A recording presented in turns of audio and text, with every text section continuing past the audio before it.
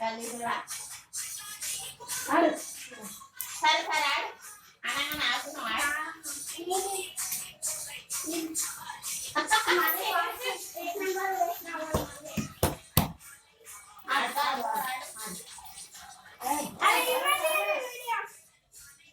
అవును నేను చేయాలి